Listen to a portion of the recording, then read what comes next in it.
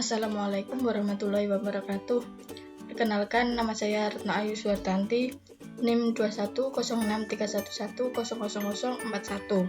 Sini saya akan membuat tugas dari praktikum multimedia mengenai materi perkuliahan di pendidikan informatika. Salah satunya teori belajar dan pembelajaran.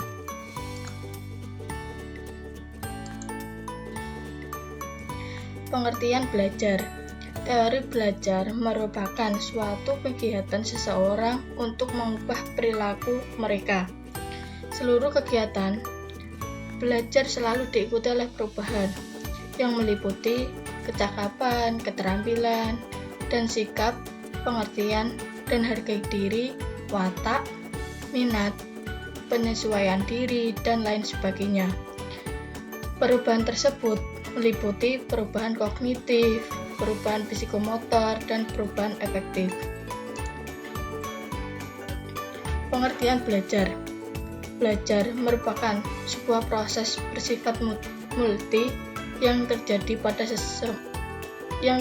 pada semua orang dan berlangsung untuk seumur hidup. Sejak masih dalam kandungan hingga ke tiang lahat, nanti salah satu pertanda bahwa seseorang telah belajar sesuatu adalah adanya perubahan tingkah laku dalam dirinya. Ciri-ciri belajar. Yang pertama, adanya kemampuan baru atau perubahan. Perubahan tingkah laku bersifat pengetahuan, kognitif, keterampilan, psikomotorik, maupun nilai dan sikap afektif. Yang kedua, perubahan itu tidak berlangsung sesaat, melainkan menetap atau dapat disimpan. Yang ketiga, perubahan itu tidak terjadi begitu saja, melainkan harus dengan usaha. Perubahan terjadi dengan akibat interaksi dengan lingkungan. Yang keempat, perubahan tidak semata-mata disebabkan oleh pertumbuhan fisik atau kedewasaan, tidak karena kelelahan, penyakit, ataupun obat-obatan. Pembelajaran sebagai proses belajar yang dibangun oleh guru untuk mengembangkan kreativitas berpikir yang dapat meningkatkan kemampuan berpikir peserta didik, serta dapat meningkatkan pengetahuan peserta didik sebagai upaya meningkatkan penguasaan yang baik terhadap materi pembelajaran yang didukung dari sumber belajar, seperti buku ataupun sumber belajar yang lain. Teori behavioristik. Teori behavioristik merupakan teori belajar yang lebih menekankan pada perubahan tingkah laku serta sebagai akibat dari interaksi antara stimulus dan respon. Koneksionisme merupakan rumpun yang paling awal dari teori behavioristik. Menurut teori ini, tingkah laku manusia tidak lain dari suatu hubungan stimulus dan respon. Siapa yang pandai menguasai stimulus dan respon, sebanyak-banyaknya ialah orang yang paling pandai dan berhasil dalam belajar. Pembentukan hubungan stimulus dan respon dilakukan melalui ulangan-ulangan ataupun yang lain. Tokoh yang terkenal mengembangkan teori ini yaitu Thorndike tahun 1874 sampai 1949.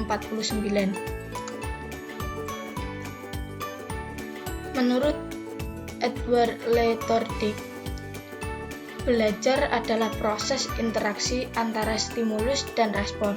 Stimulus yaitu apa saja yang dapat merangsang terjadinya kegiatan belajar, seperti berpikir, perasaan, ataupun hal lain yang dapat ditangkap melalui indera.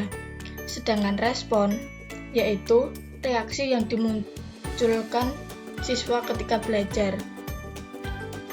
Juga dapat berupa pikiran, perasaan, ataupun gerakan tindakan.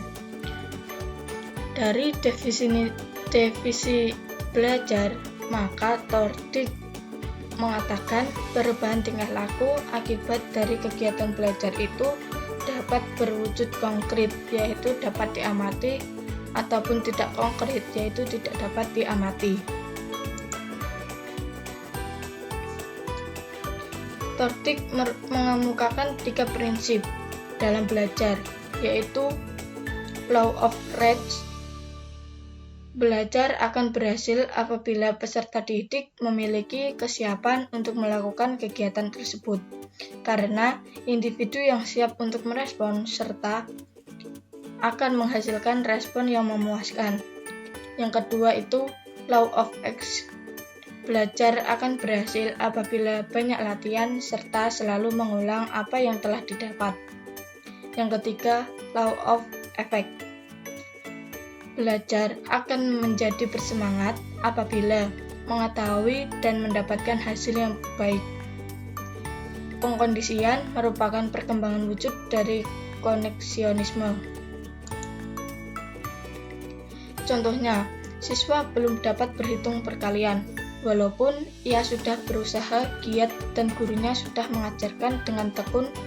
Namun, jika anak tersebut belum dapat mempraktikkan perhitungan perkalian, maka ia belum dianggap belajar, karena ia belum dapat menunjukkan perubahan perilaku sebagai hasil belajar.